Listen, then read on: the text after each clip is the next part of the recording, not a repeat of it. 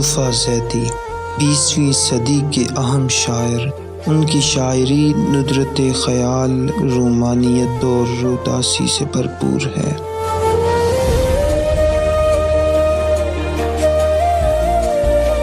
وہ تو کیا، سب کے لیے فیصلہ دشوار نہیں، ایک طرف برف کے ڈھیر، ایک طرف شعلہ دور،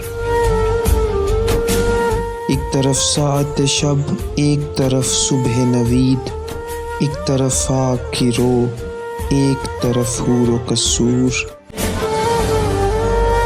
ایک طرف لذت ہر رنگ سو وہ بھی فوراً، ایک طرف وعدہ فردا سو وہ نزدیک نہ دور۔ اس کے اس طرز تغافل کی شکایت کیسی؟ ہاں مگر اس سے یہ ادنا سی شکایت ہے ضرور،